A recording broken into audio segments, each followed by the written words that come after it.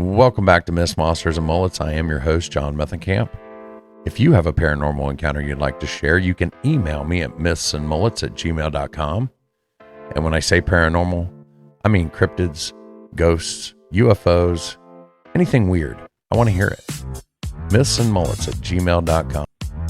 The amount of support you guys have been giving me over the last couple months has been absolutely fantastic. I really do appreciate it. And if you haven't yet, make sure you're hitting that subscribe button, liking, commenting, sharing. Tell a friend about the show. You know, word of mouth is the best way to grow. Make sure you're checking out the descriptions on all my episodes. If you look down below, you'll find a list of all my favorite podcasts, which includes Nevermore Hollows, of course, Drunken Cryptids, Ghost Gossip, Lodge Tales, and so much more. Tonight's episode is a good one. Rich calls into the show. He had a Sasquatch encounter many years ago while working on a farm in New York. And I really want to thank Rich because this is the first time that he ever told his story in public, and he chose my show to do it. So once again, thank you, Rich. And with that, let's start the show.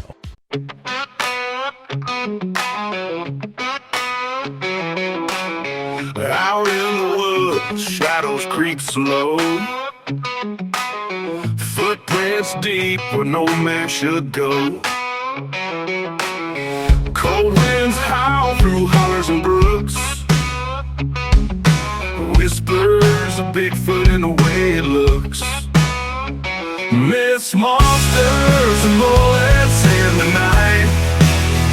Under a pale moon, strange glowing light. Truth out there like a blade it cuts. Myths, monsters, and mullets run amok.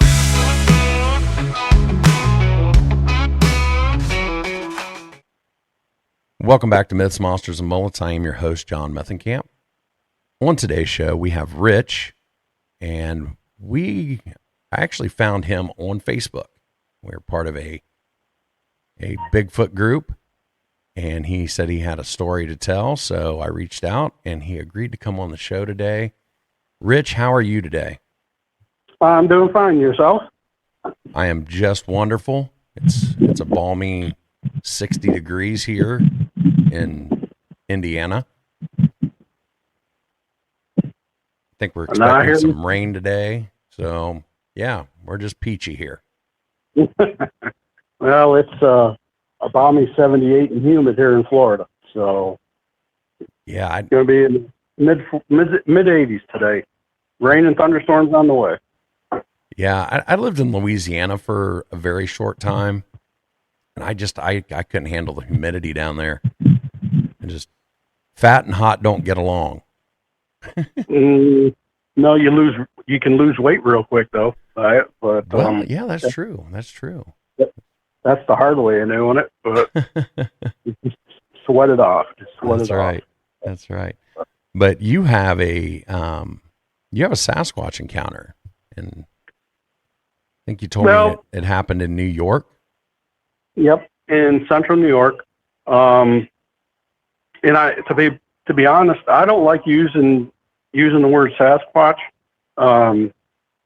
That's kind of the Indian traditional name, and I'm more inclined to call them a Bigfoot or people of the woods.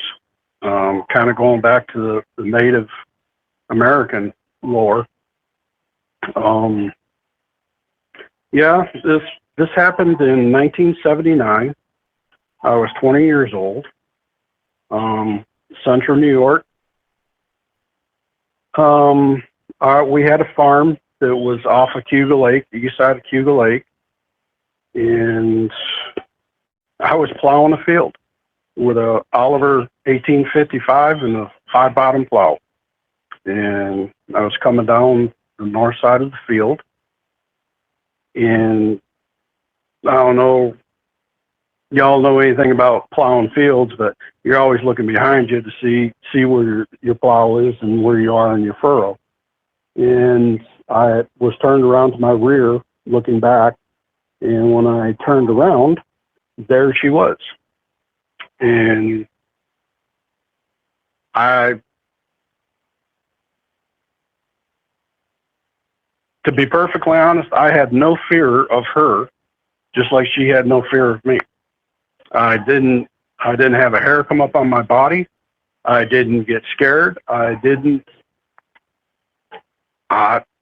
sat there looking at her like she was standing there looking at me. And how far away were you from her? I was probably within 50 feet, maybe 75 at the most. That's close. She was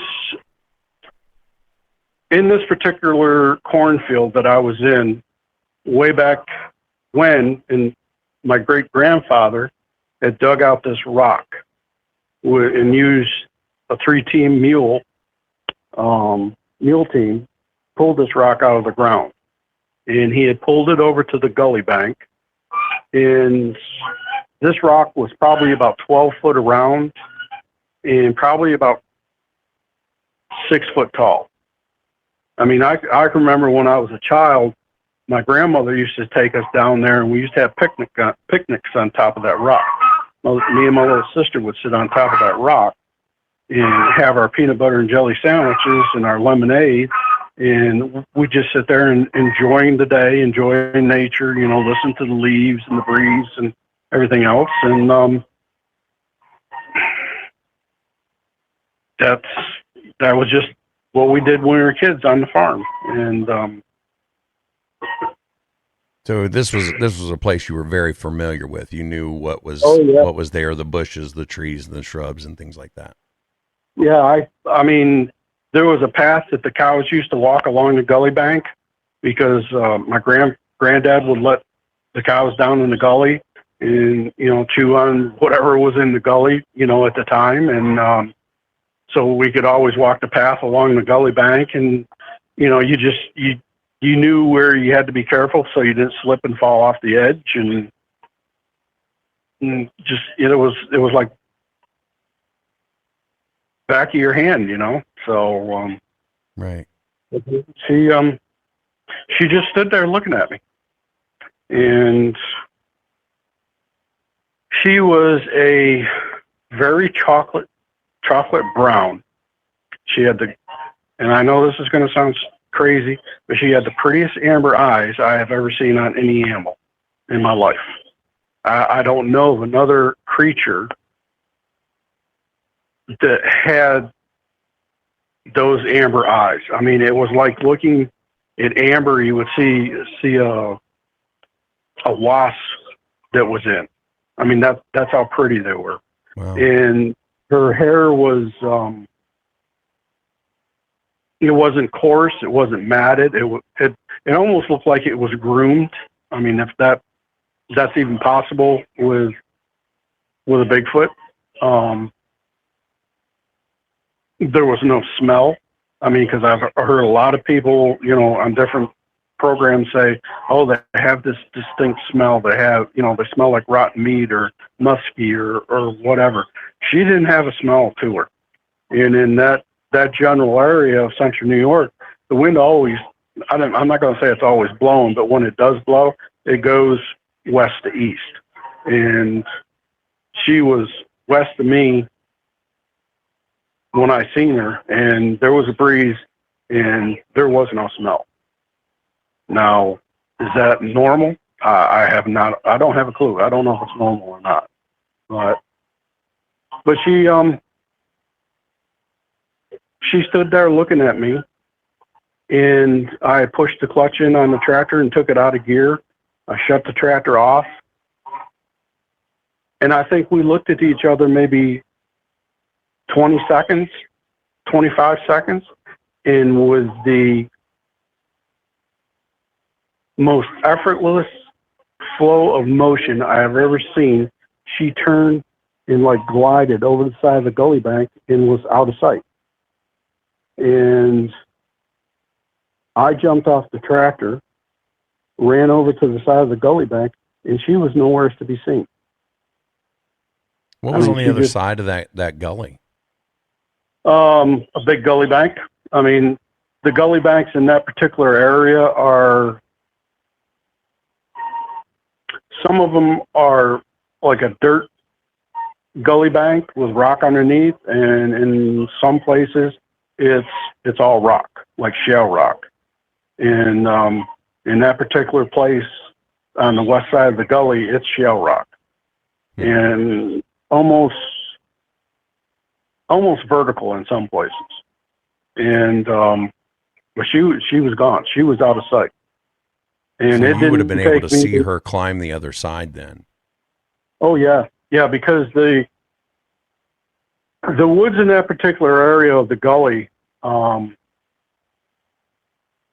they're not scattered. I mean, it's thick with woods, or trees, but it's not thick where you can't see through the trees and see through the branches and stuff like that. I mean, it's easy looking. I mean,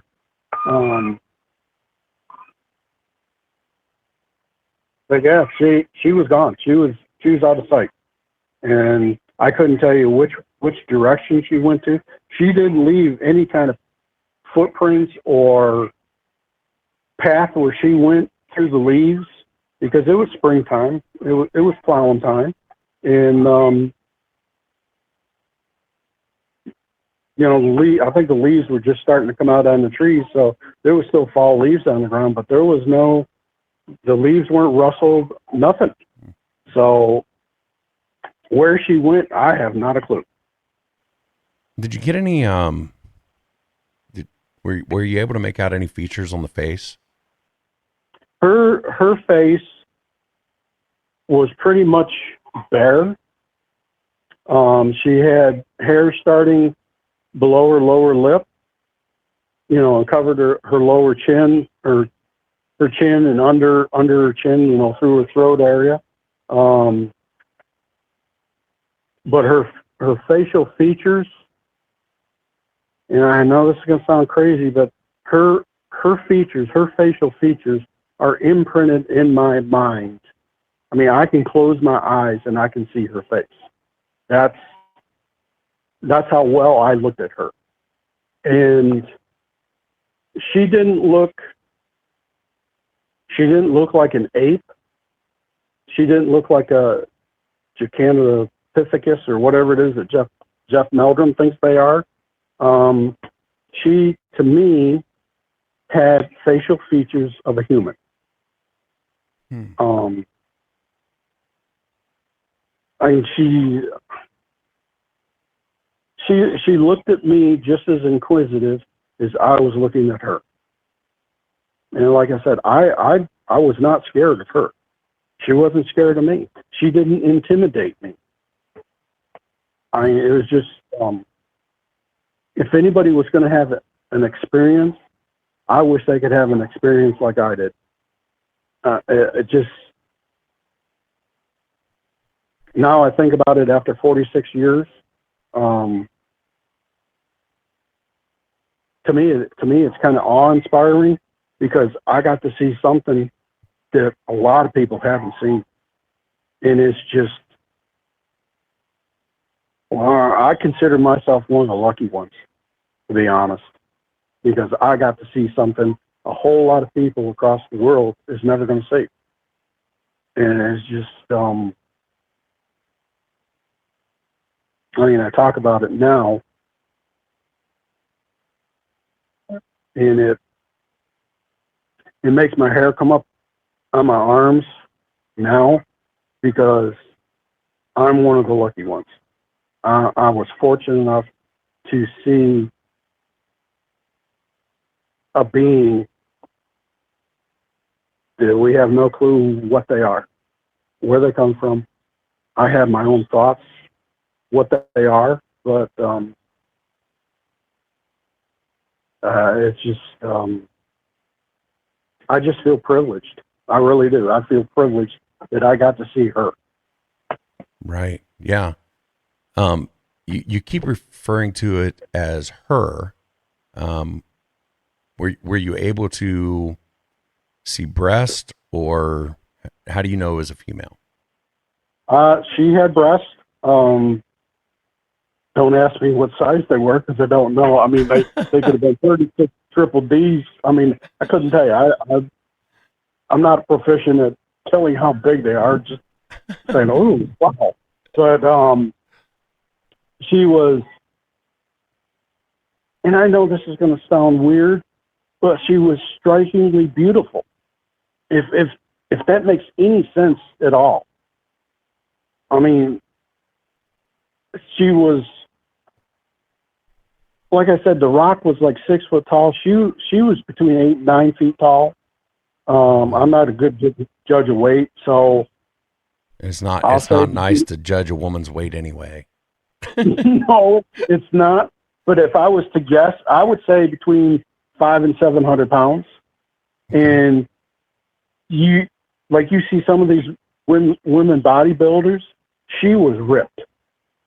I mean, seriously ripped. You could see muscles in her legs. You could see muscles in her biceps, in her forearms. You could see them, in her back when she turned. But she had no similarities to a grade A that you could ever think of. And I mean, it's like I said, her facial features look human to me.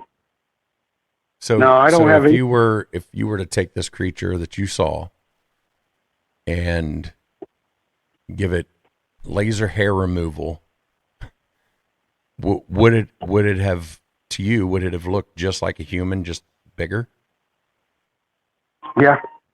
Yep. Wow. Absolutely. I mean, she had the wide face, and when she turned to go away from me, she had a slight conical head, like most pictures you see. The best picture I can describe her to is everybody's seen this new AI picture of Patty from the Patterson-Gimlin photo. Yeah. That's what she looked like. And that was a female. Right. And I didn't see that picture of Patty until I was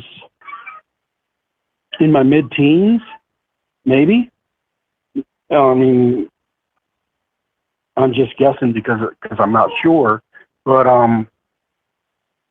she like I said, she looked more human.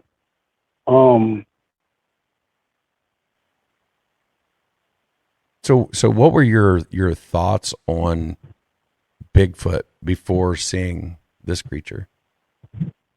Well, a little back history. There was, I can't say his name because everybody knows who I'm talking about. There was a gentleman farmer that was, his farm was on the other side of the gully from our farm. And he had pictures of an animal walking across his cornfield from like one wood line to another wood line. And my mom worked in a restaurant in a little town, it's probably 4 miles or so from where we lived on the farm. And he brought him into that restaurant and was showing everybody. And everybody kept saying, the bear. I seen the pictures for myself. There was no bear. A bear cannot walk on 2 legs across the 60-acre cornfield. Can't do it. Absolutely cannot do it. I mean, I'm not a bear expert, but I know a bear can't walk across the 60-acre cornfield from wood line to wood line. And this was. And I know the exact field he took the 2 pictures in. But everybody, growing up, I always heard my granddad and my grandmother and my uncle and my dad always talk about the bear. Oh, I seen that bear again today. And kind of, as I've gotten older, because I'm 66 now, and I've had many, many years to think about this, I know what they were talking about now. when they said the bear. And in central New York, there hadn't been bear in 100 years. And so, everybody kind of knew there was no bear in central New York. Now you go down the Catskills, yeah, there's bears. You go over to the Allegheny Mountains, yeah, there's bear. You go up to the Catskill Mountains, yeah, there's bear.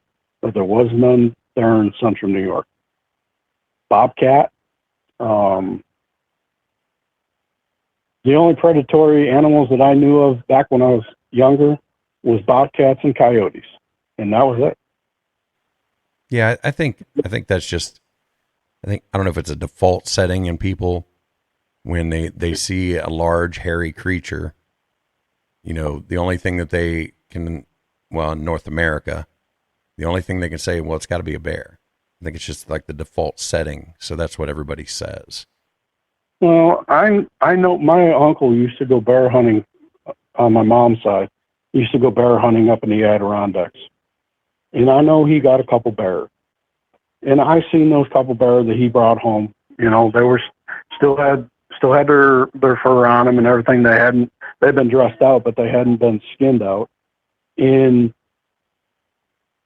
these bears that my uncle got were nowhere near the size of what she was. Nowhere near. Matter of fact, she could have probably taken a bear and split it in half with no effort. Easily. Wow. And I used to deer hunt and I used to rabbit hunt and squirrel hunt and all that sorts of stuff. Fish.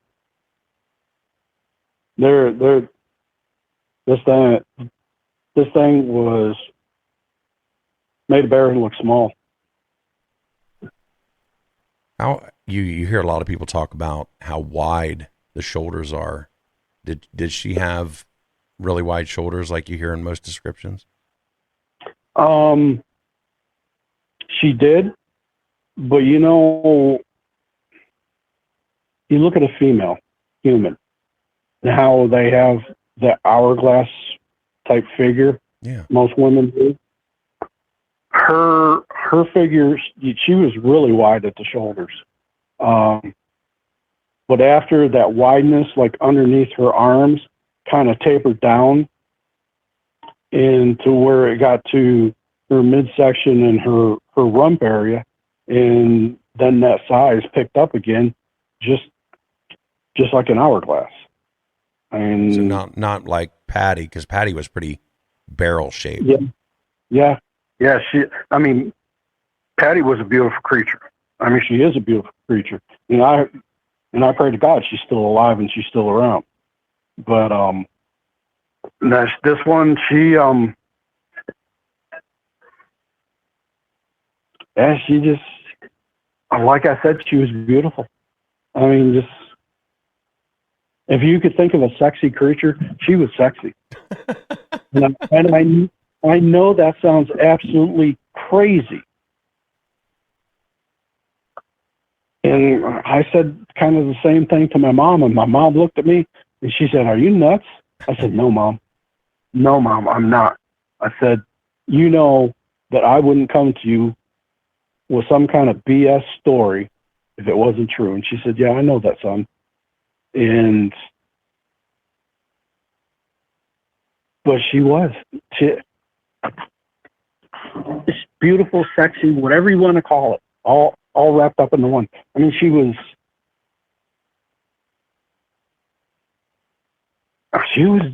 it. I can't say enough about, like I said, her deep chocolate fur was just, not that it glowed like, a woman would take care of their hair, but it was just as soft. And to me, it looked just as soft in manicured, maybe not manicured, but groomed to make herself look that way, look sexy, look beautiful, whatever. But those are my own my own thoughts, my own seeing the beauty in nature. I don't know how. I don't have any other words to say about it. She wasn't ugly, because you see some of the artist renditions of Bigfoot, and they make them mean with these great big giant teeth sticking out of their mouths, and nasty looking fur on them or hair, not groomed, not just an ugly looking creature. And she was not. How long would you say that the hair on her body was? I would say 6 to 8 inches long, and that's just a guess. It might have been shorter than that. It might have been 4 to 6 inches. Did it seem like it was uniform? Like, yes, like the head, yes. The hair on the head and the body? Yes, absolutely. There was no gray in her hair. There was no, like tinges of red or anything like that. She, from the top of her head to what I could see of her feet, she was chocolate brown. What about the skin? You said she didn't have hair on her face. Was it, what color was it? It was a dark, like a chocolate color. Okay. Her lips,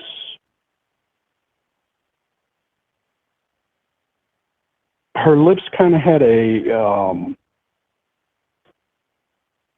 pinkish, not quite pinkish. I shouldn't say pinkish. Her lips were a lot lighter than her skin on her face. But pink is the wrong word to say, because they weren't pink. They were just light colored brown, I guess. Okay. You hear a lot of reports saying like the eyes were large, but not just because this is a 9-foot creature, but like they seemed a little bit bigger than the proportions that a human would have. What kind of, did you witness anything like that? Her eye, like I said, her eyes was a very pretty amber color. In her eyes, well, you hear some depictions that they're almond shaped, and her eyes were not almond shaped. They were more round, maybe oblong, sorta. And they were, if I was going to guess at anything, maybe like the size of a golf ball. Okay, so not overly big. No, they were just. But I couldn't see any whites. Like on a human, you can see the whites of a person's eye. I couldn't see any whites of her eyes. Okay. I don't know if that's normal or not, but I couldn't see anything white. What was striking was how pretty the eyes were. Like I said, I never seen amber eyes like that before. Never. Wow. How about the mouth? You do hear reports that they say the mouth looks wider, like it, kind of like the Joker. Oh, yeah. Oh, her mouth was wide. I wouldn't say like the Joker's mouth. I would say more. If you were to look at your own mouth, or if I were to look at my own mouth in a mirror, I would say that her mouth was probably 4 to 6 times bigger than our mouths. You could tell that she had a full set of teeth on her. Wow. And that,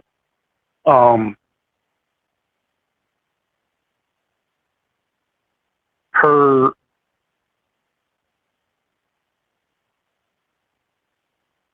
I don't, the Joker's mouth, just I kind of imagine that, and it's like, no, that just doesn't fit.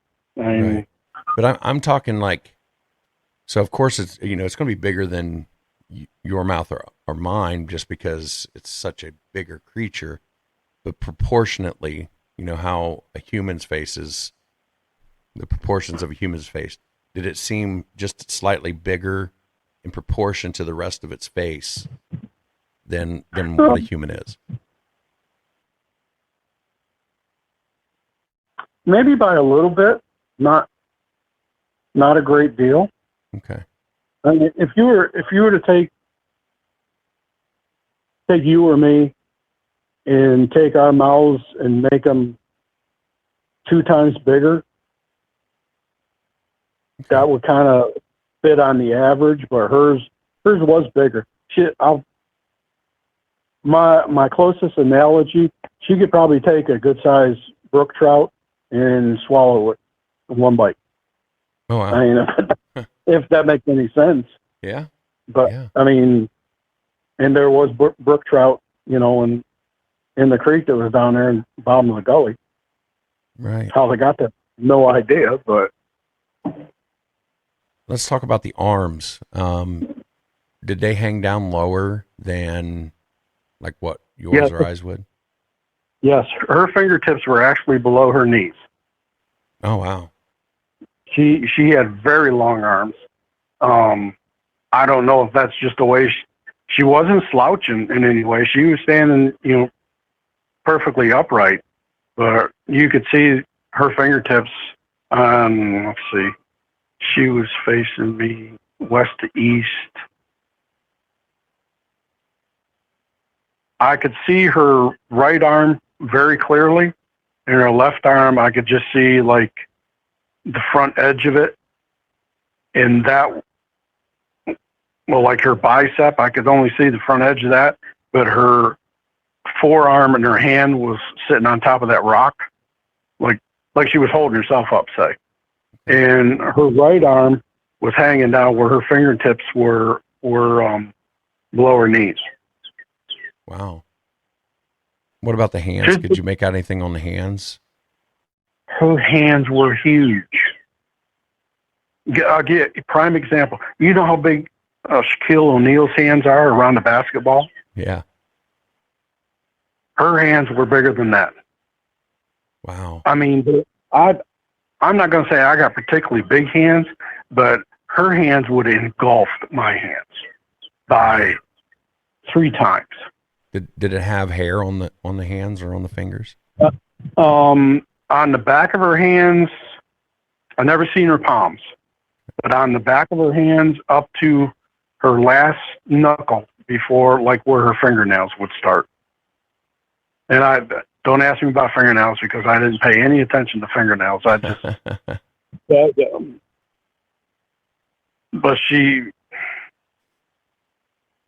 the only place on her body that her hair was thin was around her breast, especially like where her nipples were and everything. There wasn't any hair around her nipples to speak of. Yeah, that's common. That's common in apes. You see they have the bare chest, even though they've got the hair or the fur all over them. Mm-hmm. Were you able to? How much of the legs did you see? Well, I could see all the legs on her right side, or all her leg on her right side, and her left leg was, well, of course, behind her right leg. Like her calf muscles and her thigh muscles were just enormous. Did you notice anything like odd about the legs? No, not particularly odd or anything like that. Just the reason I ask is sometimes you hear that people say that like their knees aren't proportional to how humans are. Like it seems like the knee is a little lower. In all honesty, I couldn't tell you. I didn't pay any attention to her knees to speak of. I just, when you look at some of these big giant bodybuilders and I'm talking after Arnold Schwarzenegger. I mean, some of these guys have gotten absolutely huge. You look at them and you say, damn, that guy's big. That's in my back of my mind. That's what I was thinking. Damn, she's big. Right. And you hear it a lot in encounter stories, and, you know, Wes Germer says it all the time. You know, usually there's something about the creature that your eyes are drawn to, and that's what you focus on the most. So, well, he's right, because my attention at first was all on her face and her eyes. Were they memorizing? Her eyes were. I mean, just they were memorizing. I mean, just kind of drew you in, and it's like you were fixated on them. And then you think, oh crap, I've got to look at the rest of this thing. and I don't like saying thing, but that's how it comes out. But because I don't think they're just things. yeah. I think they're, and I know somebody's going to give me crap about this, but this is just my personal opinion. I'm not a college educated person. You know, I've just got street smarts, you know, common sense type of person. Just, she was just it. I mean, I don't know how else to say that. Yeah. No, I mean, it's this is something that you know, impacted you, and sometimes when you're seeing something that everybody says doesn't exist, you know, it is hard to put it into words. You know, I said at the beginning, you know, I've watched all these shows, and I've watched some of this, and I'm going to say this, some of the stupid ass shows that were on TV. But I gravitate to more that's more scientific about Bigfoot. Yeah, I'm just gonna say it. Mountain monsters. That was just a comical parody of what a bunch of hillbillies, and I've got a lot of friends in Virginia. I lived in Virginia that are hillbillies, and I'm not taking anything away from them. But that was just, I'm gonna say this.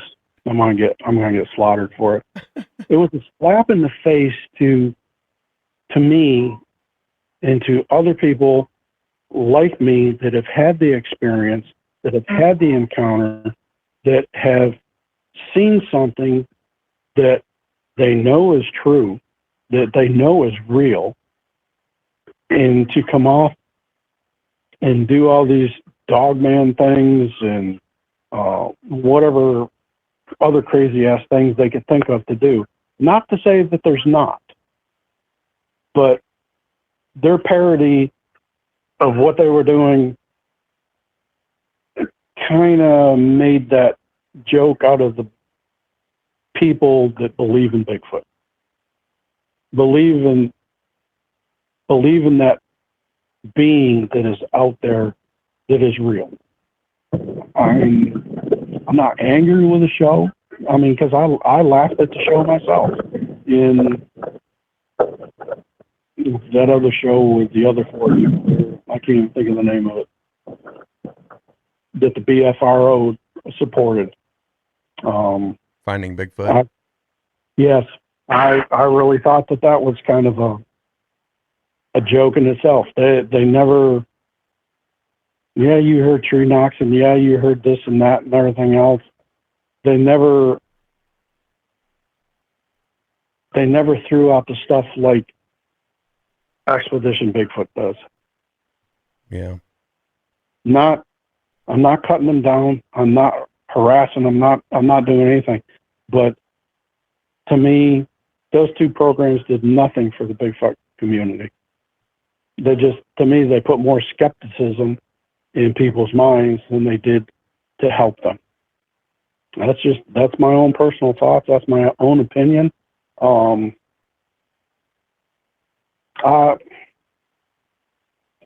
gotta get off that subject before I get pissed. No, Honestly, I do enjoy mountain monsters. I do too. I mean, I laugh my ass off when some of the hilarious stuff that they do, but I mean, some of these traps that Willie built and everything. Yeah. I mean, God loved the man. I mean, he was a genius building these traps, but did you ever catch anything? Right. I mean, those guys, and I do encourage you, if you ever get a chance to go to some of these conferences, and they're there, they really are some of the most down to earth guys you'll ever meet. They knew what the show was about. But I will say this, the creatures that, other than Bigfoot that they were chasing, they actually researched those. A lot of the things that they did in that show, like they took actual encounters or actual stories and kind of recreated them. So some of the storylines that you hear, like they're taking a little bit from actual encounter stories and playing them out a little bit, and of course it's scripted. They know it's scripted. But that like I started watching it, and this is before I started researching Bigfoot and things like that. They're talking about Spearfinger and the Wile Woman and all these things. Those are actual cryptids. A lot of them are from like the Native Americans. So, I'm thinking Spearfinger. What are they making up now? Now that is an actual spirit. I think it's the Cherokee. It's a Cherokee spirit. And so a lot of the things that they did depict were actual creatures that have been reported, and a lot of people don't know that. So, but yeah, I agree with you. There's a lot of shows out there that it does, and I see your side of it too. The when they're out there running around, hooting and hollering, whatever. Yeah, it is kind of making fun of people that have had experiences, but at the same time, I think, and this is just my opinion, I used to hunt, okay?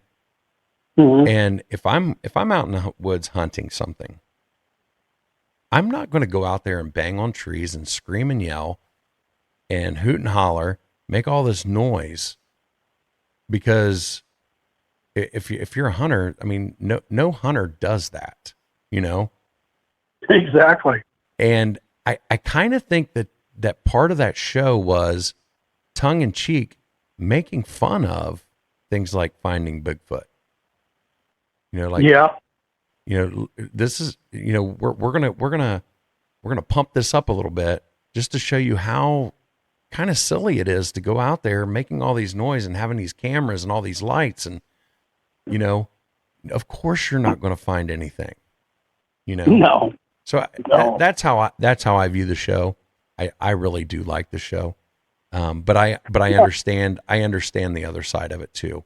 I mean, it's not that I don't like the show, because I do, and I wish they'd bring the damn show back on. I mean, my wife thought it was the stupidest thing that was on TV, but whatever. You know any family, or you got any family or friends that live down in Appalachian Mountains? Oh yeah. My family's from Tennessee and Kentucky. Okay, then you know where I'm going.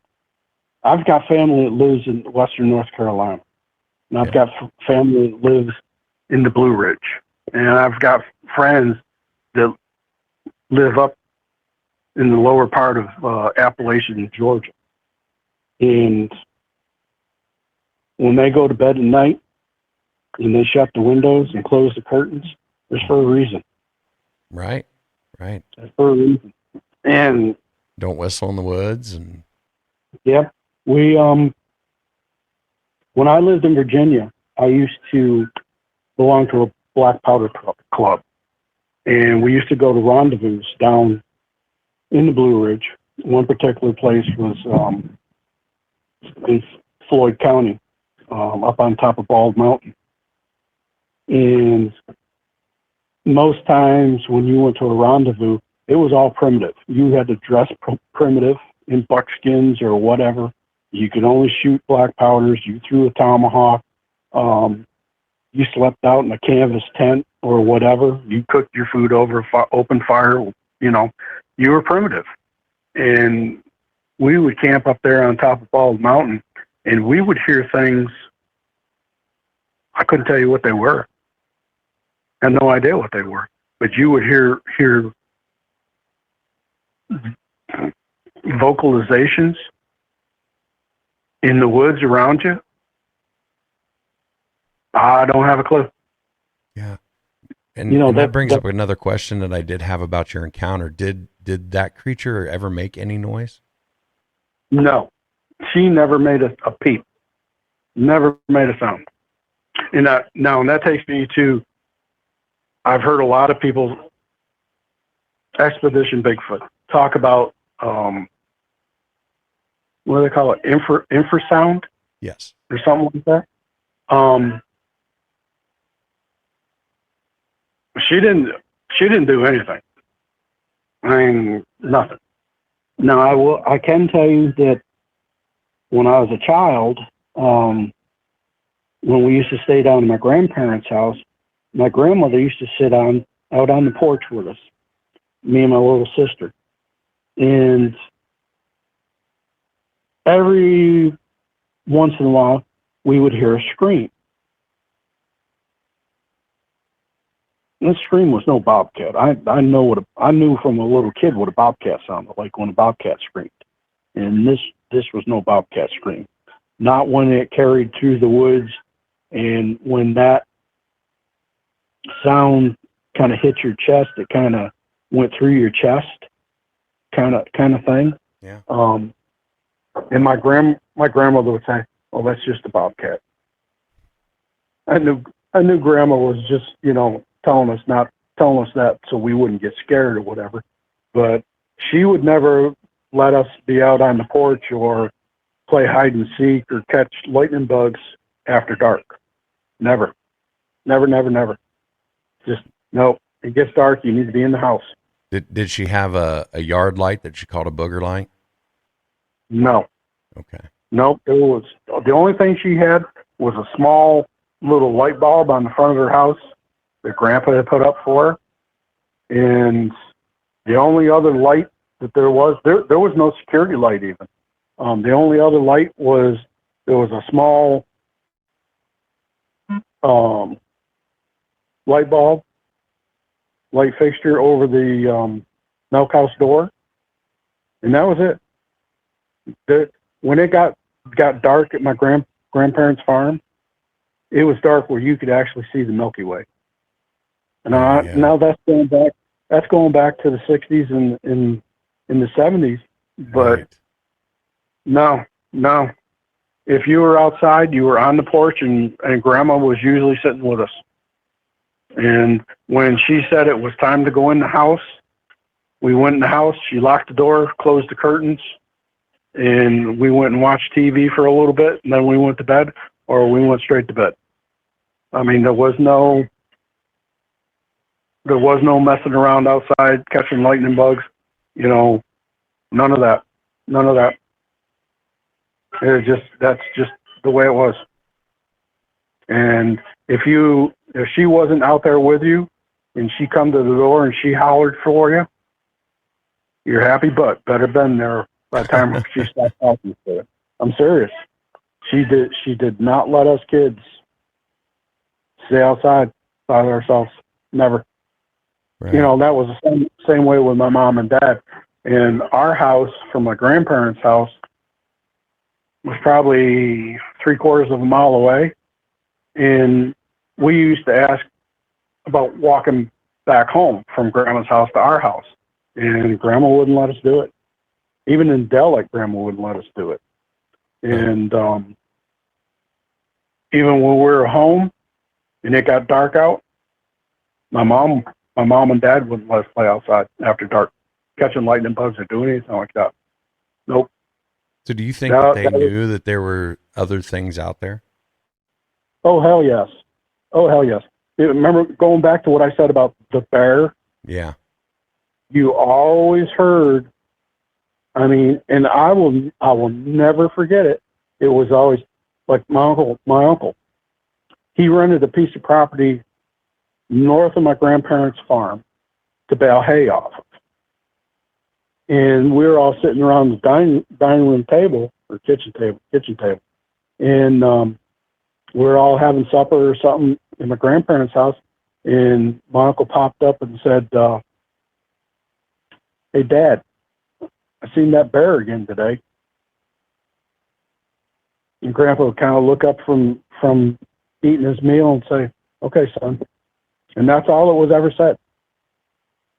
Huh. There wasn't a big conversation about it. None at all. It was, you heard the bear, a couple words after that, and then there was nothing else. Now, throughout the years, in thinking about everything, and being a rational adult, I'm not going to say I'm the smartest book in the cupboard, but putting two and two together and coming out sometimes with six, you just put things together and you figured out what they were talking about. And you knew when I was a kid, you didn't bring the subject up. You didn't say, "Hey, tell me that story about the bear." You just didn't do it. Right. Just didn't do it. And if you did, you got grabbed by the ear, took in the other room, and got your ass whacked and said, "Don't you ever talk about that again." I'm not kidding. I am not kidding. If my mom didn't do that, my grandmother did it. I remember getting my butt whipped a couple times, different times, because I brought up the bear. Really? And oh yeah, yep. That is no bull crap. None at all. And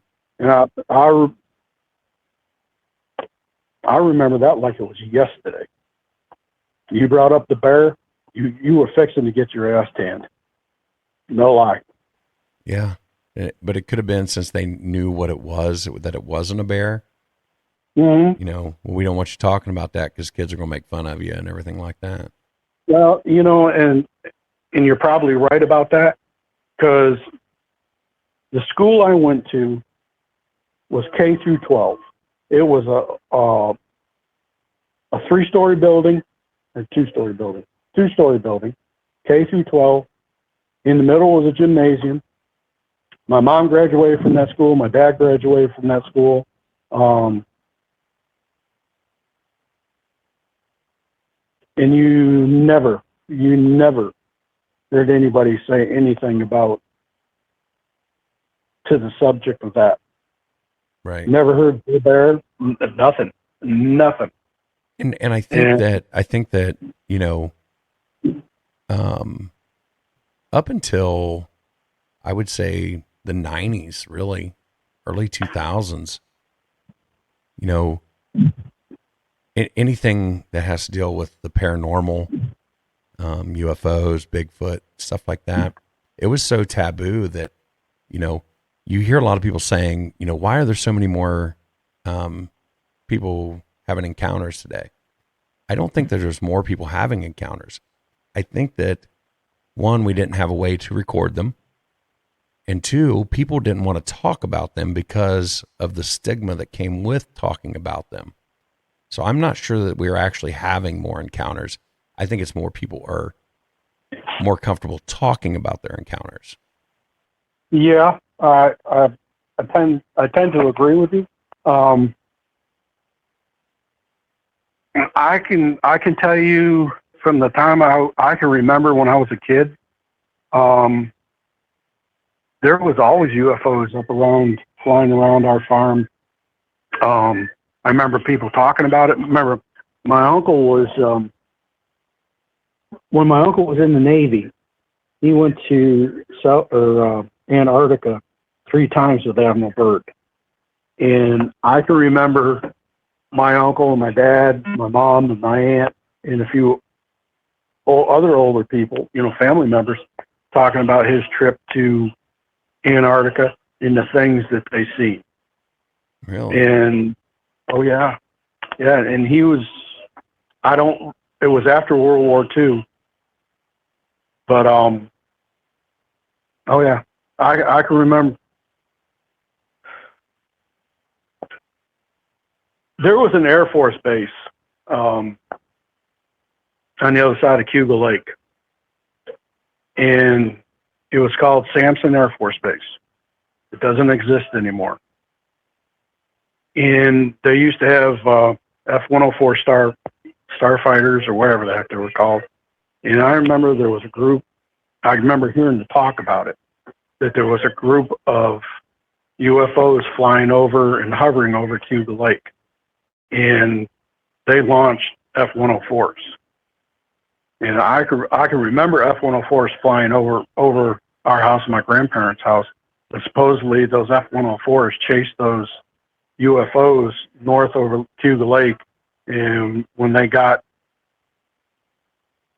up by Cuba, New York, which is a little town on Cuba Lake, they were gone and out of sight. And the F-104s just left them in dust.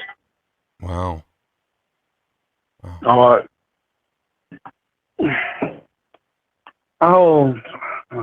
take this a little farther. She was not my first encounter. I've had other encounters. Let's talk about it. Not by sight, but one by hearing. Yeah. And smelling. Like I was telling you about down Floyd County, Virginia, where we live here in Marion County, Florida. We've had, my wife and I, we live on a 1-lane dirt road in the western side of Marion County. And across our dirt road is a big cow pasture. In springtime, a little late now, but in springtime, sometimes I'll be sitting out on our front porch after dark with the dogs. And all of a sudden, all 5 of my dogs are sitting around me. Now, I've got a full-blooded female German Shepherd. I've got a full-blooded Belgian Malinois, my coon hound, my boxer mix, and my pitty. And when they're sitting all around me and they're shaking, like they're scared, and you can hear something in that pasture walking that's not a cow, that's walking where you can actually feel the ground or hear the ground vibrate, that's something. Yeah. And we've owned this property for, I've been here 32 years, 33 years. We've owned this property for almost 30 years now. And out of the 30 years that we've been here, I think we've had 4 or 5 incidents like that. And yeah, you hear my geese in the background. Geese are my alarms. Yeah. At first, I thought maybe you were sitting on like a rocking chair and it was squeaking. And then I was like, wait a minute, no, he's on a farm. I bet those are geese. Yep. Geese are my alarm system, and I'm going to tell you what, they work good. They work really good. Yeah. But you ever heard of Golf Hammock, Florida? I have not. Golf Hammock, Florida is, it's off of Highway 19. It's on the west side of Florida along the Gulf Coast. And over the past 4 or 5 years, they've had between 6 and 7 sightings of a Bigfoot over there. Really? Now, I was yeah. just driving down Highway 19 last year this time. I was down in Florida for my son's wedding, actually. Okay. And so, yeah, I know where 19 is. Yeah. You don't hear about that across the news or across the radio or anything like that. You hear it through word of mouth. And once in a while, you'll see something. Somebody will talk about it, like on. I think they talked about it one time on Expedition Bigfoot. I'm not sure now what it was on, but it was on something that they talked about it. But yeah, there's been sightings there. You know where the Ocala National Forest is? It's on the east. I know where it's at. I've never been there. Well, I've got friends that live out there in the forest, and they've had sightings out there. Yeah, that Ocala is kind of a hot spot. Yeah. Yeah, because the Green Swamp is just south of us. And there's been sightings there. I can't think of that guy's name that does the expeditions down there, but I know he's had sightings. Matter of fact, he's had videos that he's put on about it. So, you know, I'll say to the person that's a skeptic, why is there so many sightings? Right. You know, if it isn't real, then what is it? Yeah. Now, it kind of takes me to my personal feeling what they are. I think they are our predecessors, or however that's said, of being humans. I think they're an offshoot, or we're an offshoot of them. I think that's in between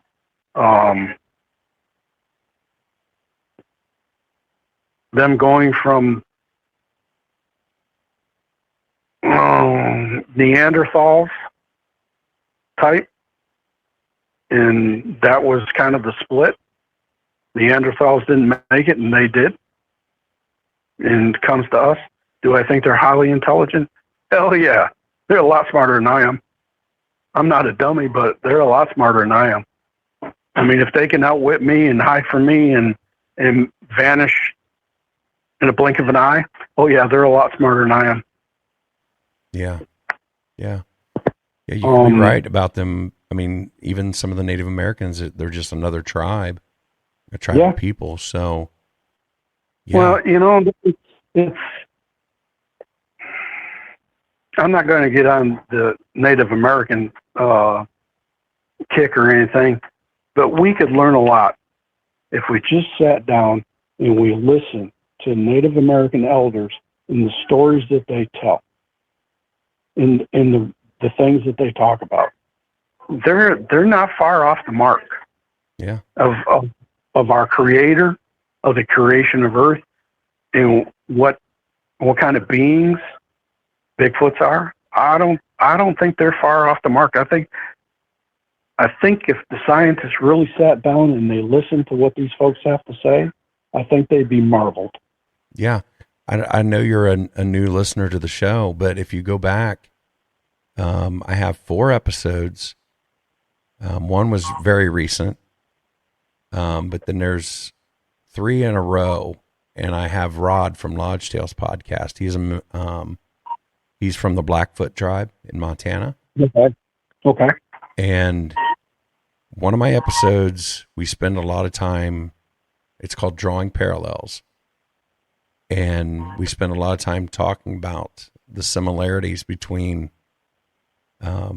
their oral histories and like Christianity and, you know, things that, you know, a lot of people when they think of the Native Americans, they're like, oh, you know, that's just old stories from people who didn't realize what they were talking about.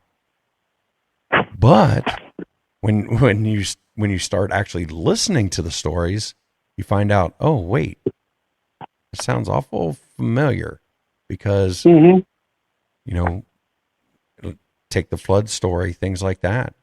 You know, they have a flood story too. Science proves that there's been several floods, like massive floods. You know, the flood story. Yeah, the flood story. I mean, the Aztecs talk about it. Yeah. You got the Egyptians to talk about it. You've got the Indians to talk about it. You talk about the Chinese talk about it. The Japanese talk about it. I mean, there's got to be some truth someplace. Right. You know, and then they find this place in Turkey, and I can't begin to pronounce the name, but they're saying that this civilization goes back 20,000 years before humans were even thought of. It's like, how can that be? You know, and then you get thinking about the science, and it's like, wow, maybe human civilization has been here a lot longer than what they're trying to tell us it's been here. Yeah. And that gets into a whole new story. So. Right. Well, Rich, I tell you what, this is a fascinating encounter. I feel,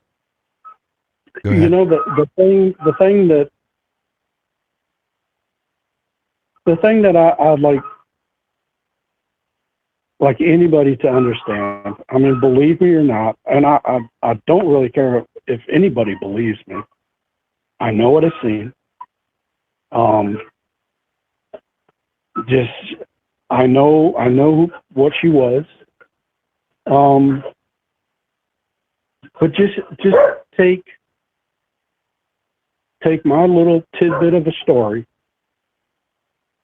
and just say, damn, maybe it's possible. Maybe it's possible. Right. That's all. And that's what I ask, of everybody that comes to my show, whether you believe or not, have an open mind, because if you think you're too smart to believe in this stuff, that shows me you don't have an open mind or a flexible mind. So maybe you're not as smart as you think you are, because you're not listening to all sides of the story. Right. And what's my story? My story is what? 1 in a million, we'll say. Because I don't know how many people have had an encounter with a Bigfoot. I mean, I have no idea. I don't even know what the number would even be. But for somebody just to doubt the word of an individual, just, it kind of bothers me at times. Yeah. Whatever. Yeah. I mean, I had this discussion last night. They asked me, what happens when you have somebody that comes on your show and they're lying to you? Well, that's not for me to judge. The listener can judge for themselves, whether they want to believe or not. But, I wasn't there. I don't know what this person witnessed, what they were feeling, what they were, smelling. So it's not for me to judge, whether they're telling the truth or not. Will there be people that'll come on my show and say, probably pull my leg? Probably. But, I'm not going to hook everybody up to a lie detector. I'm not going to, get them sodium pentothal and make them tell the truth, No. You have to be willing to risk that there are going to be people that are going to try to come on the show just to, I pulled one over on John. No, you want to know something? That would piss me off so bad. It wouldn't be fun. I mean, and I'm sorry to say that, but if you're going to come on a program, and I don't care if it's your program or Tom, Dick, or Harry or Jane's program, and BS somebody about an encounter, that just shows what kind of person you are. Right. And I tell the skeptics, just like you, Rich, I'm not making any money off my podcast, so obviously you're not making any money coming on my podcast. So, there's nothing to gain by people coming in and telling their stories. And you want to know something, John? If you would have said to me, look, Rich, if you come on my show and do my show, I'll give you X amount of dollars. And this would have been my response to you. If you have to pay me to tell my story, it's not worth me telling my story. Right. Right. You're absolutely right. Because, and I'm going to say this, and you're probably going to beep it, but I'm not getting anybody when I tell my story. Right. And if you're here to believe me, thank you. I appreciate you believing in me. If you're here to say, he's just a bullshit liar, you want to know something? You can go someplace else, sit on it and spin. I don't need you. Right.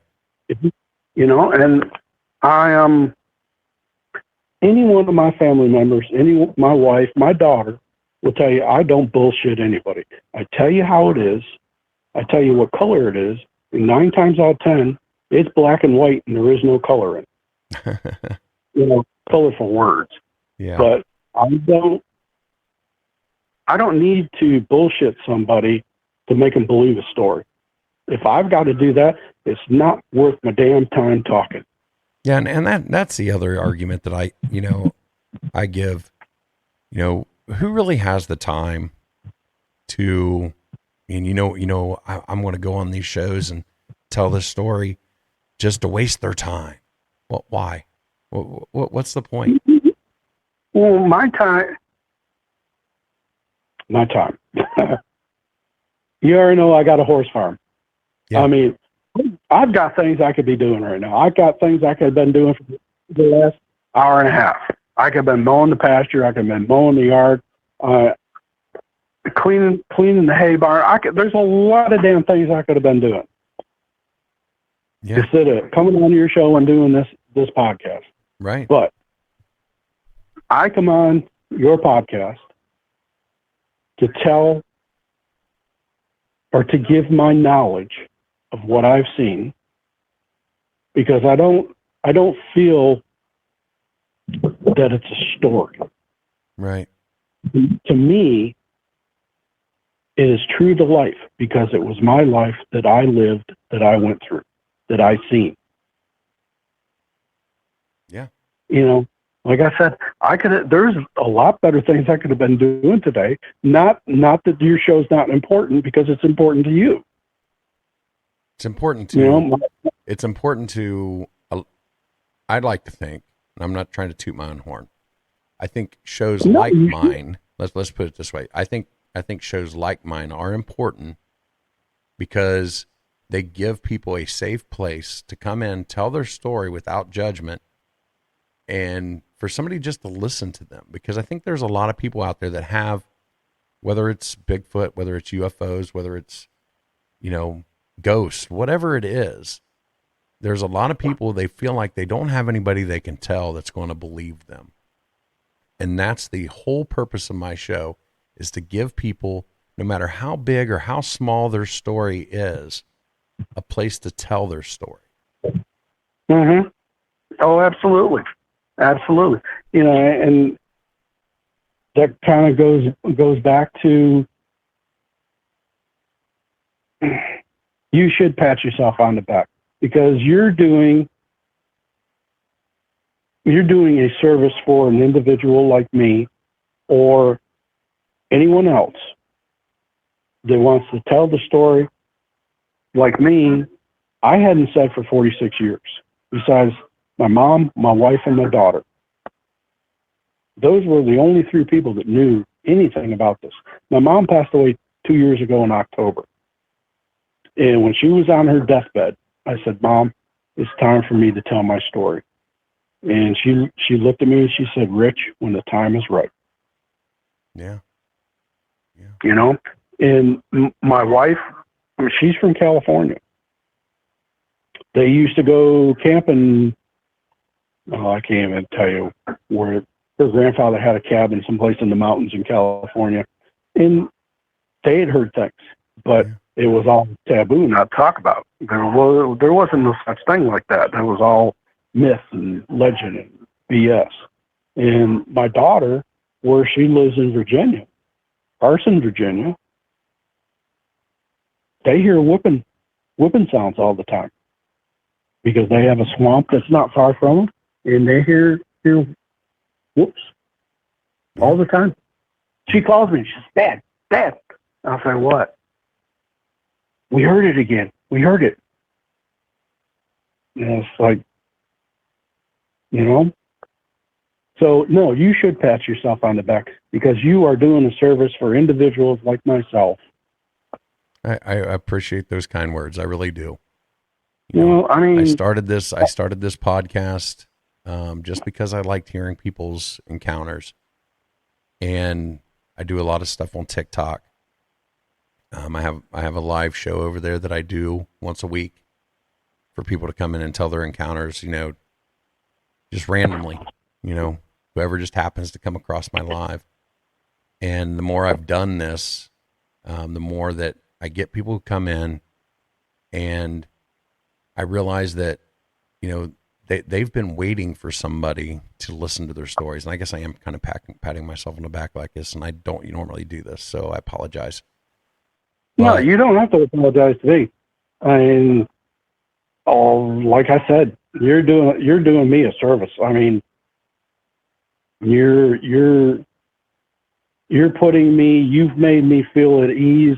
You've made me feel like I can tell my story or tell my experience without prejudice, without regret, without you or somebody else coming back and saying, "Oh, what a bullshit liar."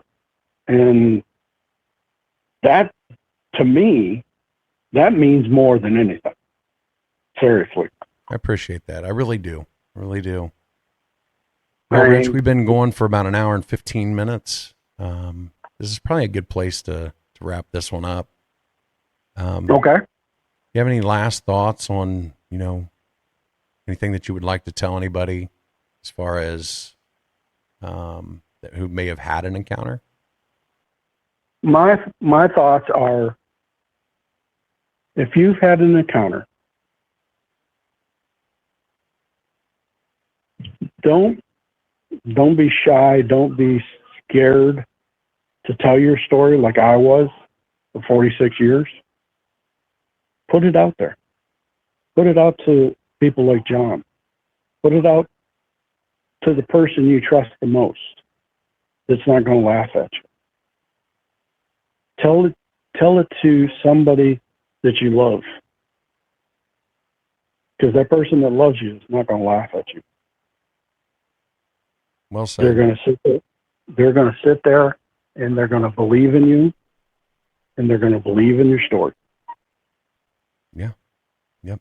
That's what I absolutely believe your story.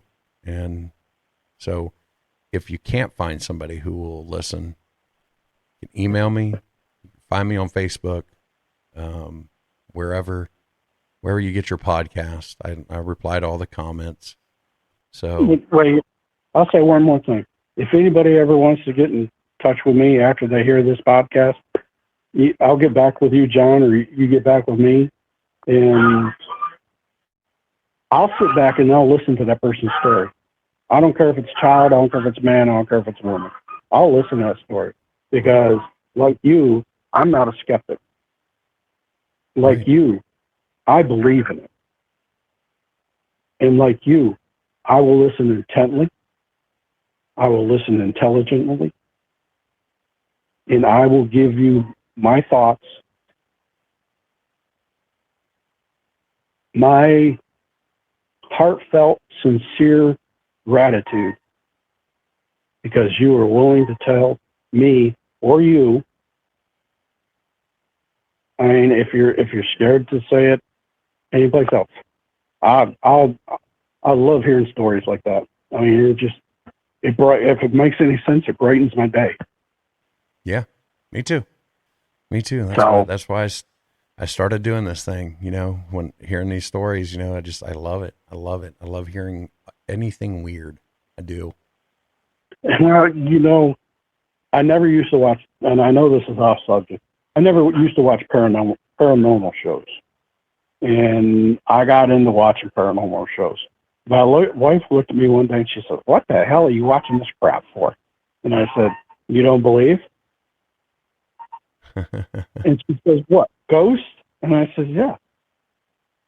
She says, not really. And I says, okay, when the first time you have your first experience, I said, come back and tell me the same thing. Right. That's what started my whole journey, was having a paranormal encounter at the Randolph County Infirmary in Winchester, Indiana. Yeah. Okay. Well, I know this is off subject again, but I've had quite a few UFO experiences too. And why don't we set up a time for you to come back and we can talk about some more? Okay, that'd be great. Yeah. Because I got 2 of them right now that are absolutely bizarre.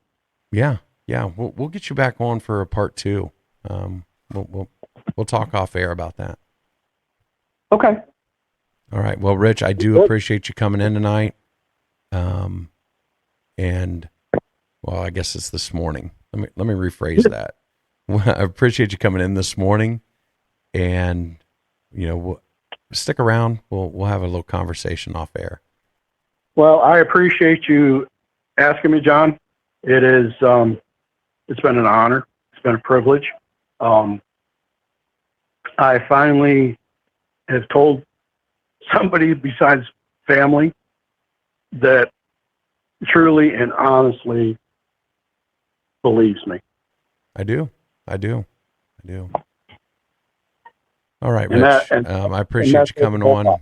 And for anybody out there that's listening, if you have a paranormal encounter, you've seen Bigfoot, UFO, maybe you saw Bigfoot riding in a UFO while on a ghost hunt, you can email me at mythsandmullets@gmail.com. Talk to you later. Gotta go. Shadow in the pines lurking in the dusky air. Bigfoot stomps through the woods like he don't care.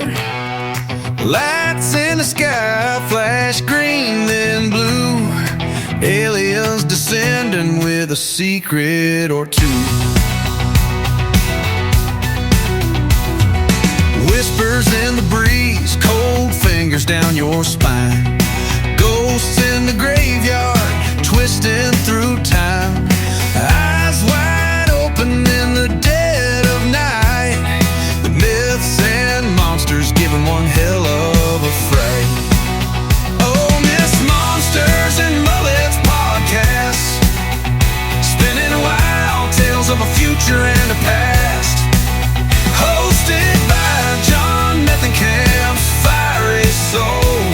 He takes us where the wild unknown flows. Oh, Myths, Monsters, and Mullets podcast, spinning wild tales of a future and a past. Hosted by John Methenkamp, fiery soul. He takes us where the wild unknown flows. Down by the bayou, you hear a raspy growl. Swamp gas glowing as the coyotes howl. A UFO zipping just above the trees, grabbing hold of wonder like a southern summer breeze.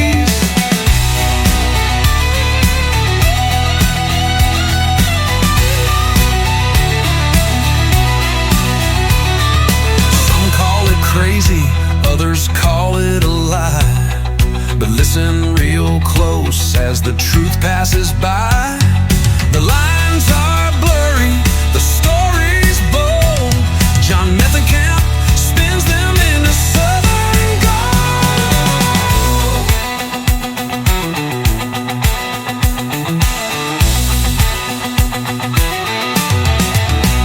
Apparitions dancing in the smoky haze. Legends of the deep south told in hollers and bays. Bigfoot runs free, chasing